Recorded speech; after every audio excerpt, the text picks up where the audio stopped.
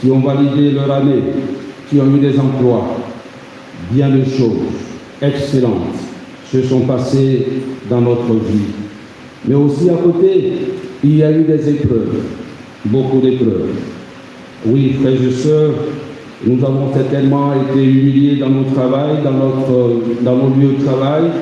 Nous avons connu la maladie, peut-être grave. Nous avons connu la mort d'un être cher.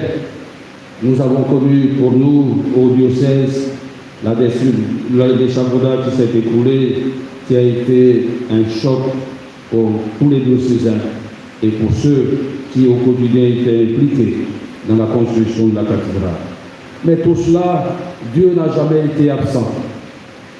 Comme le dit Saint Jean de façon claire, il était la lumière, il demeure la lumière et il était au cœur de tous ses élèves.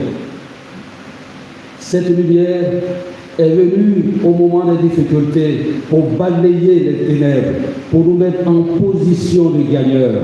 C'est cela qu'il faut retenir, frères et sœurs.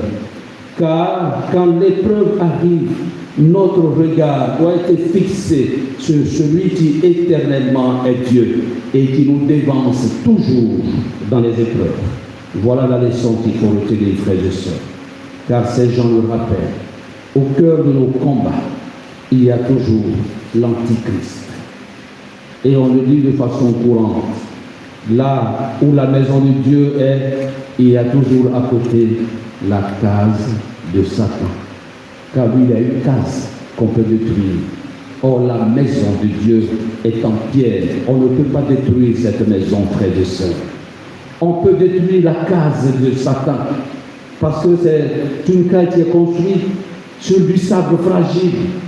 Et si nous avons cette foi en ce Dieu qui bâtit sur le roc avec nous, mais Satan ne fait que blaguer, ne fait qu'une présence éphémère qui ne doit pas être considérée, même si cette présence nous talonne, nous fait peur, nous plonge souvent dans les difficultés.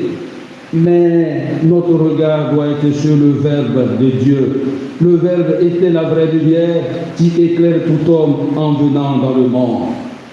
Frères et sœurs, est-ce que nous avons laissé la lumière de Christ éblouir notre vie, illuminer notre vie, pour éteindre, j'allais dire, les ténèbres, oui, pour chasser les ténèbres de notre vie.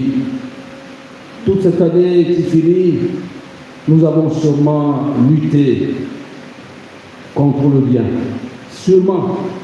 Or, nous devons laisser le bien envahir notre être. C'est le bien qui doit avoir la place. Mais Satan nous a certainement entraînés dans la lutte inconsidérable de ce qui est beau et joyeux dans notre vie pour nous blaguer avec ce qui est éphémère. Oui, frères et sœurs, Saint Jean nous rappelle que nous ne sommes hommes qu'en Dieu, qu'en Jésus-Christ. Et notre vie n'est lumière que par la lumière du Christ. Je le disais une fois ici, ne nous trompons pas. Rien d'autre ne fait la lumière que la lumière du Christ. Parce qu'il y a des gens qui se trompent, qui pensent que les gris-gris, qui pensent que des choses ésotériques. Parce qu'il y en a qui sont blagués en disant, on les blague en disant l'épée ou ils font des sanctuaires dans leur maison en pensant que c'est ça qui peut les sauver. Non. Détrompons-nous, frères et sœurs, parce que cela ne sauve pas. L'unique qui sauve, l'unique nécessaire, c'est celui que chante Saint Jean dans son prologue. Et il s'évertue à le placer et à nous le faire comprendre. Il est Dieu. Et il ne peut pas être mis en juxtaposition avec ce qu'il a créé. Ce n'est pas possible. Ce n'est pas possible. Frères et sœurs, en rendant grâce à Dieu pour cette année qui s'achève, pour ce que nous avons vécu de bien et de beau, mais aussi de difficile, de difficultés. En rendant grâce pour tout cela, nous devons toujours placer au cœur de nos événements Dieu